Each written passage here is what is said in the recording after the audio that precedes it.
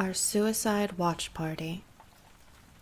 Suicide Bridge is a short overpass which runs nearby my house. It has laughably short concrete barriers which do nothing to dissuade people from clambering over if they want to. Below, there's a treacherous drop at least 200 feet to tumble along the sheer cliff and plummet into the canyon below. I've counted 7 jumpers in the last year, but that doesn't really bother me too much. Even if there was a higher fence, they'd just walk around. Block off the whole area? Well, maybe they'll take some pills instead. I figure if someone is that determined to off themselves, they're going to find a way. What bothers me more is that I can see it from my bedroom window. I'm on the opposite side of the canyon, but still close enough for a clear view. The jumpers are even facing me when they cling to the concrete, muttering and sobbing as they work up the courage to perform the most cowardly act in the world. The first time I saw it happen freaked me out pretty bad. I called the police and everything, begging them to hurry. I waved and shouted at the guy as he staggered drunkenly up and down on the wrong side of the barrier. Just when I was about to get in my car and drive around the canyon to him, there he went.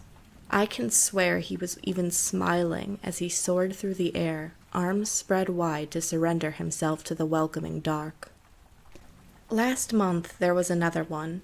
I just flipped out my phone and recorded the whole thing. I justified that raising awareness about the suicides might encourage social activists or something to step up and get involved. If I'm being honest, though, my night was pretty dull, and I just thought it was cool. I posted the video on YouTube, but it was flagged and removed within 24 hours. I guess some people must have seen it during that time, though, because I received this message shortly after. Send me the video file of the jumper and delete your own copy. My friends will give you $500 for it. I couldn't believe it. At first I thought it was a scam, but then I figured some TV reporter wanted exclusive coverage for the story. He asked how I got the footage, and I told him that I could see it from my window. Then, sure enough, as soon as I sent the video file, I received $500 straight to my PayPal. I didn't want to press my luck, so I didn't send any follow-up messages after that. 2 weeks later, though, he contacted me again. Next time someone jumps, I want you to call this number, he said. I figured it was a suicide hotline or something, and didn't think anything more about it. Last night, though, I spotted another jumper clinging to the concrete barrier. A girl this time, still wearing her party dress, no doubt drunk or stupidly emotional over some breakup or drama. I called the number to let them handle it. "My friends want to watch," the voice on the other line replied. $1,000 a ticket. There was only one alarm going off in my head, and it was sounding because of the free money. He actually sent the $500 he promised before, so I figured he was good for it. Sure, it was weird as hell, but it's not like anyone was going to suffer from it. The girl would be jumping with or without an audience, so what was the harm? I gave the guy my address, and he said he would be there as fast as he can. And he wasn't joking. 2 minutes later, a white van was screeching down my neighborhood like a torpedo. I met them outside, 6 of them. Yes, she's still there, but I don't know how long. Yes, you can see her face from here. No, I don't know who she is. It was dark in the parking lot, and I couldn't get a good look at them, but soon they were hurtling past me up the stairs toward my apartment. Left in my hands were 6 neat stacks of 20s, all tied together with little rubber bands. I don't know how they got here so fast, but it was clear that they were ready. I followed the group up into my apartment, where I found them all huddled around my bedroom window. All men, middle-aged, impeccably dressed in suits or high-end collared shirts and slacks. I discreetly stowed the cash in my nightstand and sat awkwardly on my bed. They were all talking fast to each other in another language, something Eastern European, and I didn't want to interrupt. There was some paper exchanging hands, too, and if I had to guess, I'd say they were placing bets. I was getting pretty uncomfortable, and I just wanted them to get their kicks and get out as soon as possible.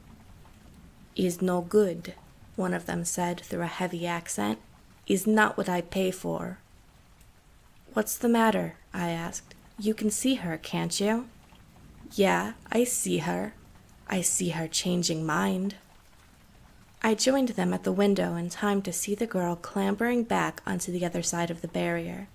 I could feel the eyes of all 6 men on me while I watched. "We had a deal." It was the voice from the phone. "We came to watch someone jump tonight."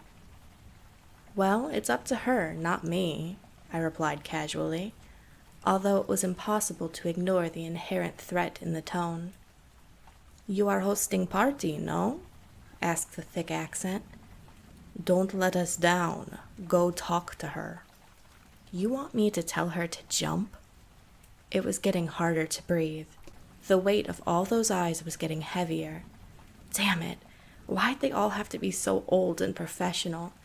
It felt like I just walked into a board of directors and shit myself while they watched. I couldn't meet anyone's eye. "It's either her or you," said the first speaker. "Better hurry before she leaves. We'll be waiting for you." I never drove so fast in my life. Should I call the police? And tell them what? That I was hosting a suicide watch party? I don't know if that's illegal, but it certainly wasn't going to get me any sympathy. Do I just keep driving and not look back, and never return home? I had a lease and a job But even if I did run, these seem like the kind of men who know how to find someone. As much as I hated myself, I was taking the switchbacks which led around the canyon. Within a few minutes, my car slammed to a stop just outside the bridge. The girl. Where was the girl? I didn't see her anywhere, and my heart felt like it was going to bruise itself against my rib cage, it was beating so hard. I ran up and down the concrete barrier, conscious that the men in my apartment could see me the whole time. I almost tripped over the girl in the dark. She was leaning against the concrete on the side facing the road, almost invisible from the overhead street lamps.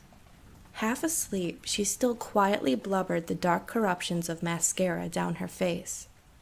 I looked back to my apartment and could see light which shone like a hungry eye peering out of the night. "Get up. Come on, easy now." I put my hands under her arms and helped her to her feet. The girl, early 20s, could have been pretty under different circumstances, hid her face in her hands and started sobbing louder. Glanced back across the canyon. I took a deep breath. "Stand up. There you go. I don't want you to be afraid, okay?" My tongue felt huge and alien in my mouth. The words in my ears sounded like they were coming from someone else. I couldn't believe this was happening. I couldn't believe I was letting this happen. The girl sniffled and pressed herself against me as she struggled to stand. The warmth of her body was intoxicating. I pushed her back to arm's length, pulling her hands away from her face so she would look at me. "Everything that you're feeling, everything that you're going through, I understand," I said. "But there's something I need you to understand, too." She gave me a half smile, and I took a long, slow breath, letting the air whistle out through a small hole in my mouth. "I need you to understand that everything is only going to get worse from here," I told her. "If you can't hold it together now, how are you going to do it when your body gets old and no one wants to even look at you anymore? You think it's hard letting go of people? How about when you've been with them for 5 or 10 or 20 years and they still betray you? I don't know your story, but I know the stories of people like you. And I know this is the best your life is ever going to get. If it's not good enough, then it never will be. You might as well jump." She was still smiling, even with the makeup running down her face. It was beautiful to see. She thanked me and told me that I was right, although the words didn't quite feel real. All I could think about was that beady eye of light on the other side of the canyon. I felt her arms wrap around me, but the warmth wasn't there anymore. Then she was clambering back over the concrete over to the side overlooking the terrible drop. I know I usually watch when they go, but not this time. I rushed to my car, trying to turn on the music before But just as I was about to start the ignition, I heard the scream tear from her body like it carried her soul with it. I turned on the music as loud as it would go and drove back to my apartment. It was empty when I got back, but the money was still there in my nightstand. Left on my bed was a note that read, "Great party, my friend. We enjoyed the show. Next week we come to watch again, so have another one ready for us."